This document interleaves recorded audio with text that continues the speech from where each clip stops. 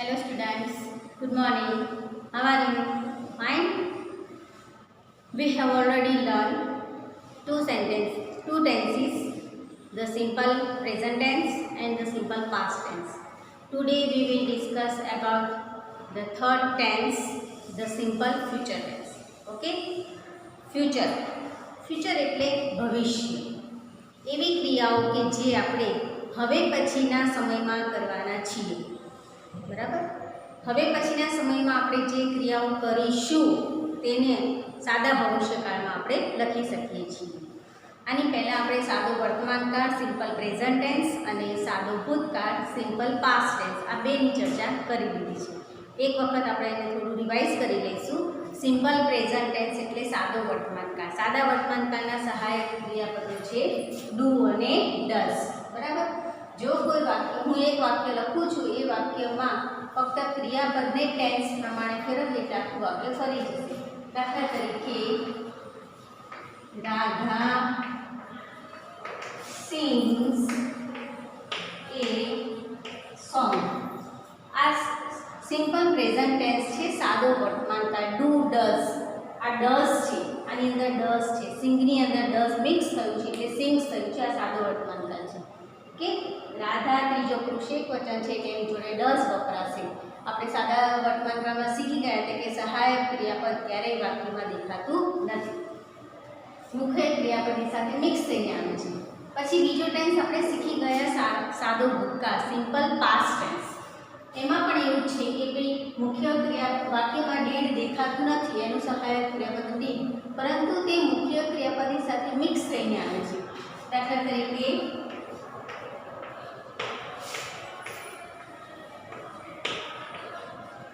Radha sang a song. Sang સિંગનું ભૂતકાળ છે. Sang સિંગની અંદર તમે ડીડ નાખી દો એટલે એનું ભૂતકાળ થઈ જશે sang. Radha sang a song. Simple present tense simple past tense. તમને કોઈ એવી ક્રિયાપદ આપે અને તમને એમ કે હવે આને બીજા કાળમાં કન્વર્ટ કરો તો તમને આવડી જવું છે. દાખલા તરીકે હું આપું કે પ્લે. આ સાદો વર્તમાનકાળ છે કેમ કે આગળ કદાચ બહુવચનો કરતા હોય તો આની અંદર મેં ડુ નાખ્યું હોય એટલે એકલું પ્લે જ દેખાશે. એમ કહું કે આને સિમ્પલ પાસ્ટ ટેન્સમાં ફેરવો તો તમને તરત આવડી જવું જોઈએ કે પાછળ ઈડી લગાવી દઈએ. બરાબર. આ થઈ ગયો સિમ્પલ પાસ્ટ ટેન્સ.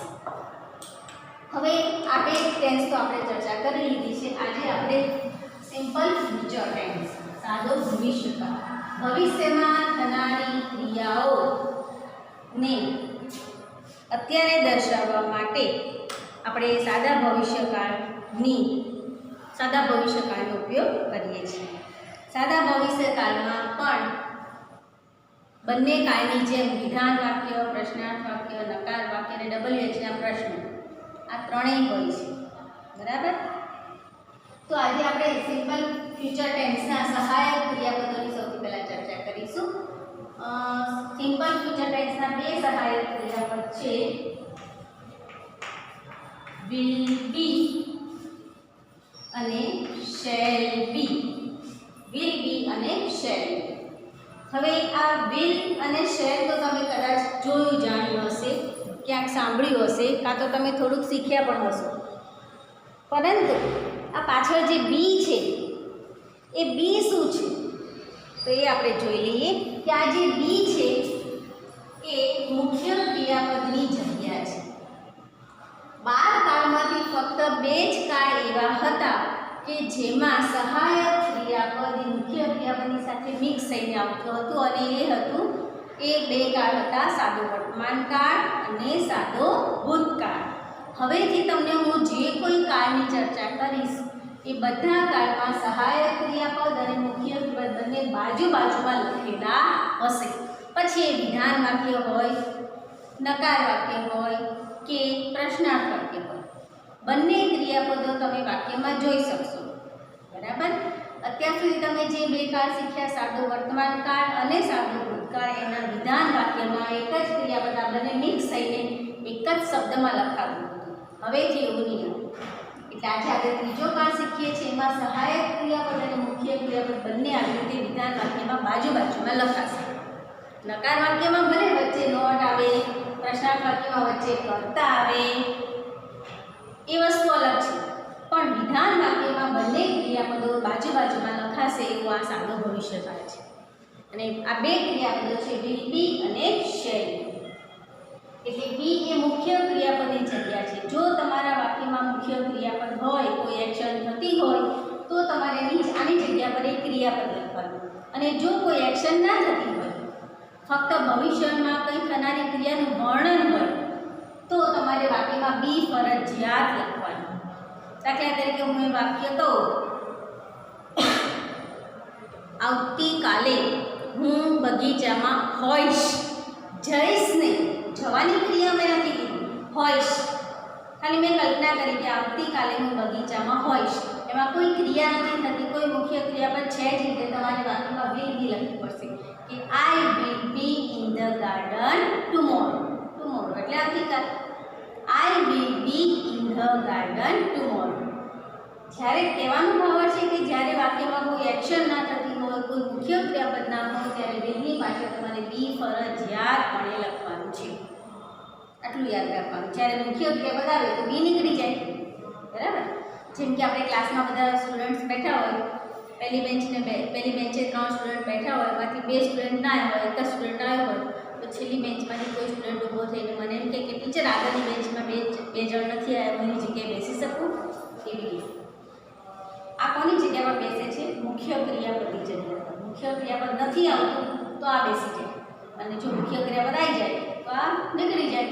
એવી રીતે તમે પણ ક્લાસમાં પહેલી બેન્ચે બેસનારા 2 છોકરા જો આવ્યા હોય, એક દિવસ નહીં આવ્યા તો તમે આગળ બેઠા, પછી બીજે દિવસે બંને આવ્યા તો તમે પાછા તમારી જગ્યાએ જતા રહ્યા. એવી જ રીતે મુખ્ય ક્રિયાપદ આવે એટલે આ નીકળી જાય, અને મુખ્ય ક્રિયાપદ ના હોય ત્યારે આ વાક્યમાં ચોક્કસ લખવાનું. આટલું ખાસ યાદ રાખવાનું, બરાબર. બીજું એક ઉદાહરણ આપું. You will be in standard 8 next year. આવતા વર્ષે તમે બધા 8મા ધોરણમાં હશો. You will be in standard 8, કોઈ એક્શન નથી. You will be in standard 8 next year. આવતા વર્ષે તમે 8મા ધોરણમાં હશો, બરાબર. હવે આ બંને ક્રિયાપદોને આપણે સર્વનામોની સાથે કેવી રીતે વાપરવાના છે એની થોડી ચર્ચા કરી લઈએ. એકચ્યુઅલી તો આ બંને સહાયક ક્રિયાપદો છે સાદા ભવિષ્યકાળના, પરંતુ હાલના સમયમાં આ શેલ બીનો ઉપયોગ થતો જ નથી. બહુ રેર કેસમાં લોકો શેલ બી વાપરે છે. અમુક લોકોને તો ખબર પણ નથી કે આ શેલ એ ભવિષ્યકાળનું સહાયક ક્રિયાપદ છે. અત્યારે બધા જ કર્તા સર્વનામોની સાથે વિલ બીનો ઉપયોગ કરવામાં આવે છે. એટલે બધા કર્તાની સાથે તમે વિલ બી વાપરી શકશો, પણ ખાલી તમારે યાદ રાખવું હોય તો તમે યાદ રાખી શકો કે આઈ પહેલો પુરુષ એકવચન આઈ અને બહુવચન વી. આ બેની જગ્યાએ પહેલા એવો નિયમ હતો કે આઈ અને વીની જોડે તમે શેલ જ વાપરી શકો, વિલ ના વાપરી શકાય. પરંતુ હવે એવો કોઈ રૂલ રેગ્યુલેશન્સ નથી. એટલે તમે બધાની ગમે તે સર્વનામની સાથે બે જ લખી નાખશો તો પણ તમારું એ વાક્ય સાચું પડી જશે, બરાબર. ચાલો હવે આપણે વર્ણનાત્મક વિધાન વાક્ય તો જોઈ લીધા. હવે આપણે એવું એક વિધાન વાક્ય જોઈએ કે જેની અંદર સહાયક ક્રિયાપદ તો હોય જ વિલ અને સાથે સાથે એક્શન થતી હોય, કોઈ મુખ્ય ક્રિયાપદ હોય, તો તમે વિધાન વાક્ય કેવી રીતે લખશો એ જ ચર્ચા કરી લઈએ. સૌથી પહેલાં કર્તા, પછી આવશે સહાયક ક્રિયાપદ, પછી આવશે મુખ્ય ક્રિયાપદ, અને પછી આવશે કર્મ, પછી આવશે અન્ય શબ્દો. આ વિધાન વાક્યની રચના છે. સૌથી પહેલા કર્તા, પછી સહાયક ક્રિયાપદ, મુખ્ય ક્રિયાપદ, કર્મ અને અન્ય શબ્દો. For example, we will go to school tomorrow. We will go to school tomorrow. આ will પછી આ મુખ્ય ક્રિયા, પછી જો go એટલે જવું, મુખ્ય ક્રિયાપદ go એટલે will go. જો આ મુખ્ય ક્રિયાપદ આવ્યું એટલે બી જતું રહ્યું ઓટોમેટિક, બરાબર.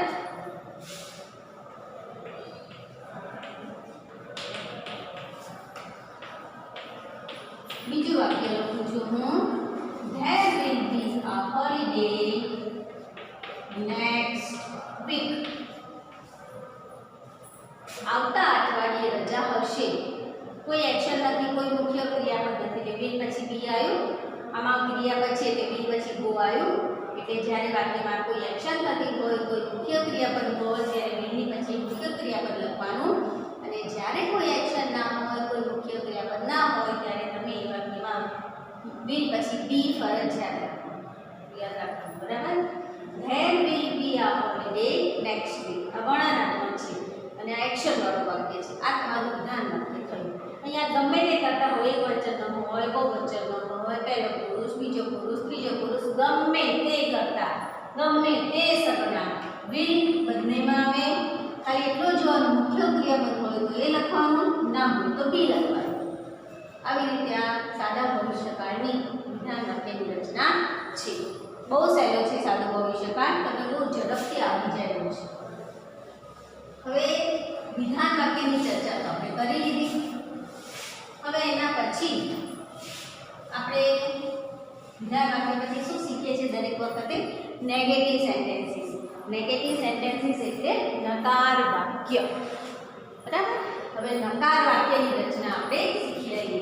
એક તો તમે પહેલા મગજને ફીલ કરી લો કે will be અને shall be નું ગુજરાતી શું થાય?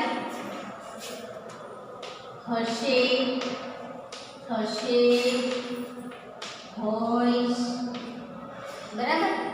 આવી રીતે એનું ગુજરાતી કરવાનું છે, કારણ કે આ બધી એક્શનો ભવિષ્યકાળમાં થવાની છે. થઈ નથી, અત્યારે પણ નથી થતી, પહેલાંય નહોતી થઈ, પણ હવે પછી થવાની છે, એટલે હવે શ શબ્દ આવશે. તમે ગુજરાતીમાં જ્યારે ભવિષ્યકાળ શીખો છો ત્યારે એવું શીખ્યા જ છો.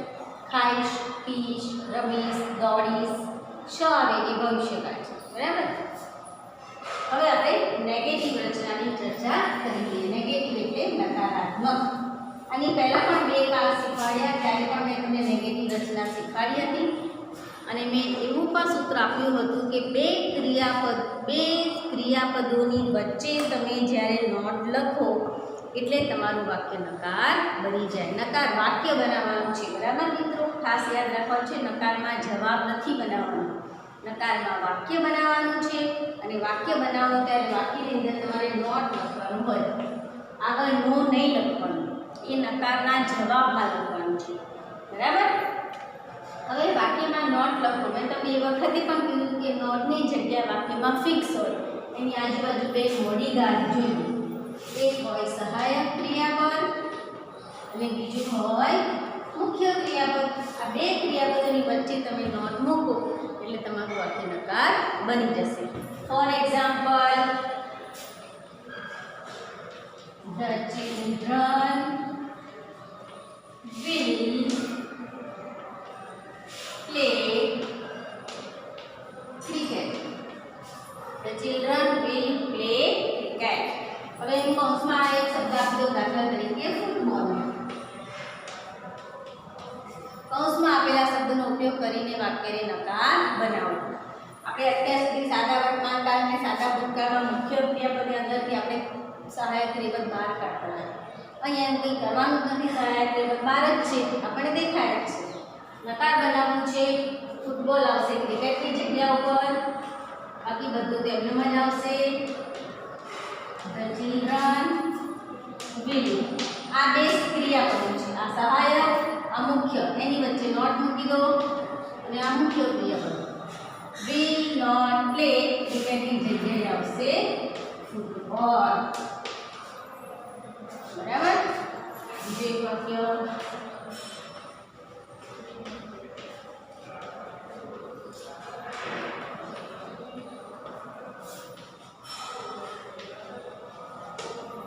અમે એક વાક્ય લખ્યું, ટુમોરો વિલ બી મંડે.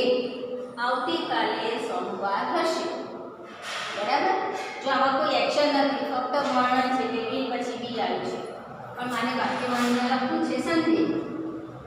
કૌંસમાં મેં આપ્યું છે સન્ડે, તો સન્ડેનો ઉપયોગ કરીને વાક્યને નકાર બનાવવાનું છે. તો આપણે લખીશું ટુમોરો, ટુમોરો રહેશે જ. Tomorrow will. આ પણ ક્રિયાપદ જ ગણાશે ને, કારણ કે આ મુખ્ય ક્રિયાપદની જગ્યા છે, એટલે આ બંનેની વચ્ચે નોટ, બંનેની જગ્યા પર આવશે Sunday. tomorrow will not be Sunday. આવી રીતે તમારા વાક્ય નકાર બધા કાળમાં એક જ સરખી નકાર વાક્યની રચના હોય કે ભાઈ મુખ્ય ક્રિયાપદ અને સહાયક ક્રિયાપદ અને મુખ્ય ક્રિયાપદ બેની વચ્ચે તમે નોટ મૂકો એટલે તમારું વાક્ય નકાર બની જશે. બરાબર? આ જે મુખ્ય ક્રિયાપદવાળું વાક્ય છે તો પણ એની વચ્ચે નોટ મૂકો, આમાં મુખ્ય ક્રિયાપદ નથી તો પણ એની વચ્ચે નોટ મૂકો એટલે તમારું વાક્ય નકાર બની જશે. આટલું મારા ખ્યાલ પ્રમાણે આટલું તમે બધા ચોક્કસથી સમજી ગયા હશો. તો હવે એના પછી આપણે પ્રશ્નાર્થ વાક્યની રચના શીખી જઈએ. બરાબર? પ્રશ્નાર્થ વાક્ય એટલે WH ના નહીં પણ સહાયક ક્રિયાપદથી બનતા પ્રશ્નો.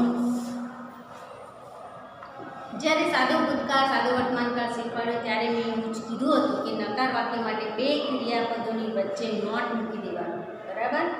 અને પ્રશ્નાર્થ વાક્યમાં પણ એવું જ કીધું હતું કે બે ક્રિયાપદોની વચ્ચે કર્તાને મૂકવાનું, નોટ નહીં પણ કર્તા. વાક્યમાં જે કર્તા છે એને ત્યાંથી ઉઠાવીને બે ક્રિયાપદોની વચ્ચે મૂકી દો એટલે તમારું વાક્ય પ્રશ્નાર્થ બની જશે. ફોર એક્ઝામ્પલ,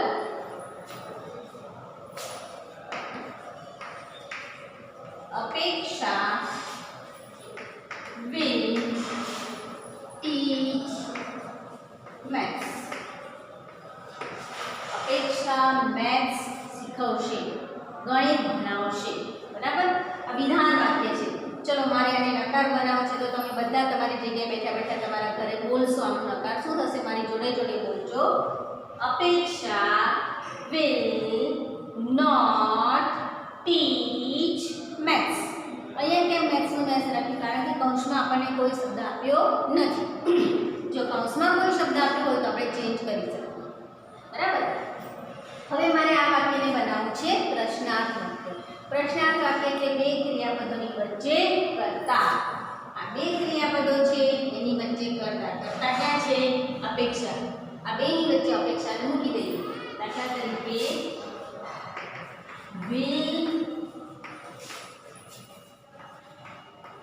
will અપેક્ષા teach maths question mark. will અપેક્ષા teach maths શું અપેક્ષા ગણિત ભણાવશે. will થી સહાયક ક્રિયાપદ પ્રશ્ન છે એટલે જવાબ યસ માં આખા વાક્યમાં લખવું જોઈએ આપણે. યસ અપેક્ષાનું સર્વનામ થશે she. હવે આ she અહીંયાથી નીચે ઉતરી ગઈ એટલે આ બે ક્રિયાપદો પાછા જોડે જોડે આવી ગયા. will teach maths. યસ અપેક્ષા will teach maths. અને જો યસ માં તમારે ટૂંકો જવાબ લખવો છે યસ she will. હવે નો માં આખા વાક્યમાં નો she will. નો લખીએ છીએ એટલે પાછળ નોટ તો લખવું જ પડે. not teach maths. બરાબર? અને હવે નકાર વાક્યમાં ટૂંકો જવાબ નો she will not લખીશું. અહીંયા will not ને ટૂંકમાં લખાશે won't. will not નું ટૂંકું રૂપ છે won't. જોજો એ ખાસ ધ્યાન રાખજો. won't નો સ્પેલિંગ છે WON''T.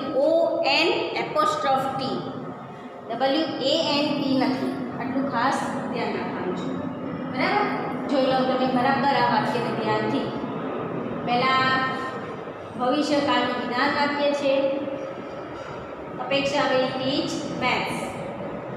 એના પછી બે ક્રિયાપદોની વચ્ચે આપણે કર્તાને મૂકી દીધો એટલે પ્રશ્નાર્થ વાક્ય બની ગયો. બરાબર? પછી યસમાં આખા વાક્યમાં જવાબ છે. પછી યસમાં ટૂંકો જવાબ.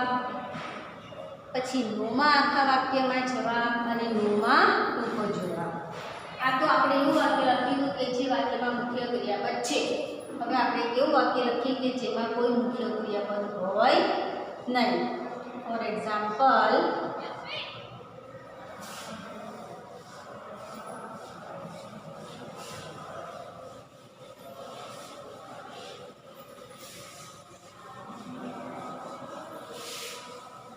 લખીએ કોઈનું નામ. દાખલા તરીકે મહેશ will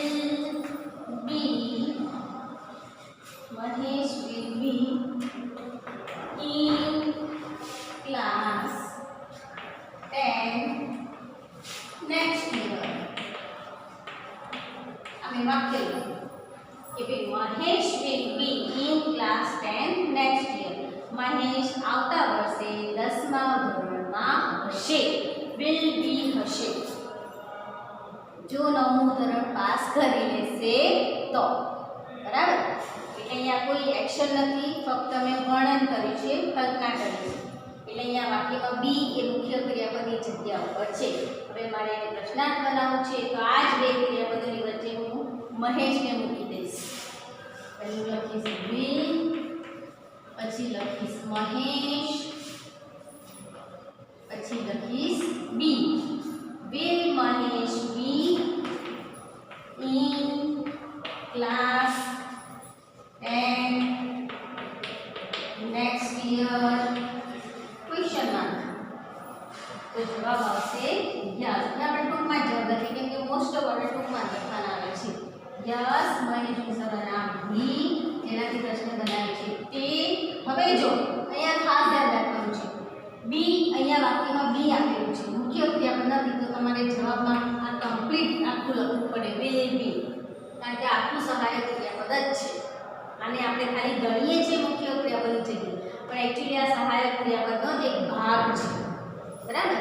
એટલે તમારે એટલું ખાસ ધ્યાન રાખવાનું કે જ્યારે વાક્યમાં બી હોય તો એના પ્રશ્નાર્થ વાક્યમાં પણ બી આવે, એના હકારના જવાબમાં પણ બી આવે, અને એના નકારના જવાબમાં પણ બી આવશે જ.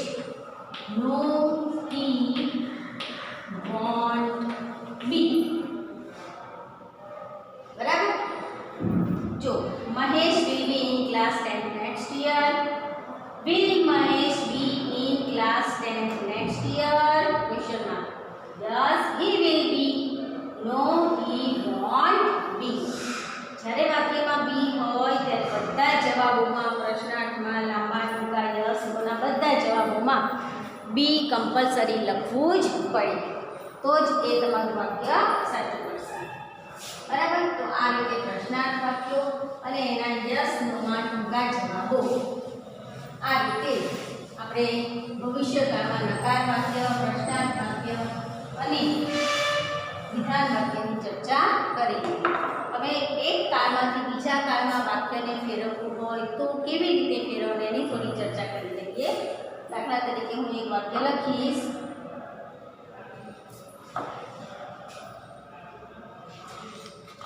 દાખલા તરીકે યતીમ will go to village. ये वाक्य लखेंगे यतीम will go to his village. यतीम एना गाम जशे. will go भविष्यकाળ છે, સિમ્પલ ફ્યુચર ટેન્સ છે.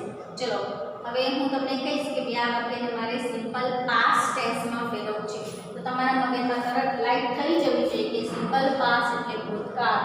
ભૂતકાળ એટલે મુખ્ય ક્રિયાપદને પકડો અને એને ભૂતકાળ કરી આપો. આ બધું નીકળી જાય. will તો ભવિષ્યકાળનું છે એટલે તો નીકળી જશે, ખાલી ગોની જગ્યા પર થઈ જશે went. એટલે વાક્ય આવું બની જશે યતીમ went to his village. ખાલી આટલામાંથી આટલું કરી દેવાનું. આ ભવિષ્યકાળનું છે એટલે ઓટોમેટિક નીકળી જશે. આ બધું તો એનું એને જ, કારણ કે એમાં તો કોઈ ફેરફાર થાય નહીં. યતીમ એના ગામ જશે, એના પરથી આપણે કીધું કે યતીમ એના ગામ ગયો. આ સિમ્પલ પાસ્ટ ટેન્સ. હવે મારે એને સિમ્પલ પ્રેઝન્ટ ટેન્સમાં લેવું છે. ફરી પાછું યાદ કરો, મુખ્ય ક્રિયાપદને પકડવાનું, હંમેશા કાળ ચેન્જ કરવા માટે મુખ્ય ક્રિયાપદને પહેલા પકડવાનું. આપણું વેન્ટ છે એ ભૂતકાળ છે, એનું વર્તમાન કાળ થશે ગો. અને સાદો વર્તમાન કાળમાં આપણે ગો લખીએ છીએ તો આગળ કરતા જોવું પડશે, કેમ કે અંદર ડુ ડઝ નાખવું પડશે ને, જેમાં આમાં ડી નાખ્યું છે એમાં આપણે એમાં ડુ ડઝ નાખવું પડશે. તો આમાં કરતા તરીકે કોણ છે? યતીમ. યતીમ છે ત્રીજો પુરુષ એક વચન. એટલે યતીમ પછી અહીંયા ગો લખીશ, એની અંદર ડઝ નાખીશ. goes to his village. યતીમ એના ગામ જાય છે, યતીમ એના ગામ જશે, યતીમ એના ગામ ગયો અને યતીમ એના ગામ જાય છે. બરાબર?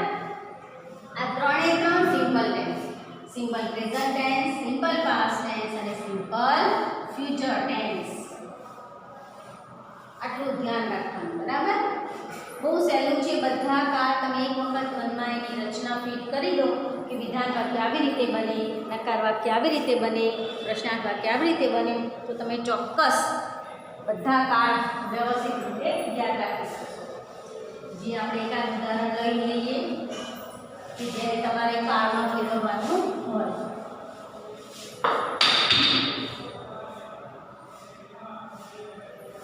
દાખલા તરીકે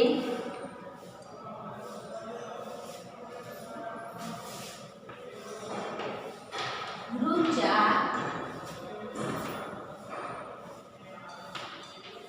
રાઇટ્સ અ લેટર. કયો કાળ છે?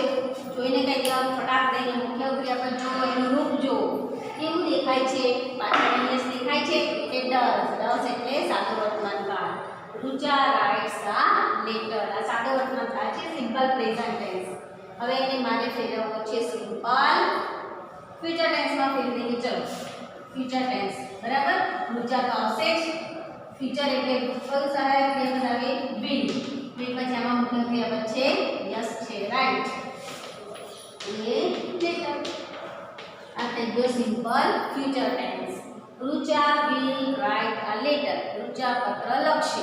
આમાં કીધું રુચા પત્ર લખે છે, આમાં કીધું રુચા પત્ર લખશે. હવે કયો બાકી રહ્યો? Simple past tense. પાછું રુચા તો લખી લઈએ. પાસ્ટ ભૂતકાળ પકડો. પહેલા વાક્યમાં જે મુખ્ય ક્રિયાપદ છે રાઇટ એનું ભૂતકાળ કરો, એની અંદર ડીડ નાખો એટલે બને રોટ. એ લેટર. રુચાએ પત્ર લખ્યો. સાદો વર્તમાન કાળ, સાદો ભવિષ્યકાળ અને સાદો ભૂતકાળ. બરાબર. રાઇટ્સ, વિલ રાઇટ અને રોટ. આ ત્રણે ત્રણ સાદા કાળ બહુ સહેલા છે. તમે ધ્યાનથી એને સમજો અને થોડું મગજને કસો તો તમને તરત જ આવડી જાય એવા છે. ત્રણેય કાળના ખાલી સાદા વર્તમાન, ત્રણેય કાળના સહાયક ક્રિયાપદો મગજમાં ફિટ કરવાના. સાદા ચલો હું એમને પૂછી લો કે સાદા વર્તમાન કાળનું તો તરત બોલવાનું ડૂડસ. સાદા ભવિષ્યકાળનું વિલ બી શેલ બી અને સાદા ભવિષ્યકાળનું વિલ બી શેલ બી. પછી એવી રીતે સાદા ભૂતકાળનું ડીડ. આટલું યાદ રાખી દો ને તો આ ત્રણ કાળ તમારા માટે એકદમ ઇઝી. બીજું, નેગેટિવ વાક્ય બનાવવા માટે બે ક્રિયાપદોની વચ્ચે નોટ મૂકવાનું અને પ્રશ્નાર્થ વાક્ય બનાવવા માટે બે ક્રિયાપદોની વચ્ચે કર્તાને મૂકો એટલે તમારો પ્રશ્નાર્થ બની જશે. બરાબર. આજે આપણે આ લેક્ચરમાં આટલે સુધી રાખીએ. આજે આપણે ભવિષ્યકાળમાં વિધાન વાક્ય, નકાર વાક્ય, પ્રશ્નાર્થ વાક્યની ચર્ચા કરી. નેક્સ્ટ લેક્ચરમાં આપણે WH ના પ્રશ્નો અને પ્રશ્નો રેડી હોય તો એના જવાબ કેવી રીતે ગોઠવવાના એ હું તમને શીખવીશ. બરાબર. Thank you.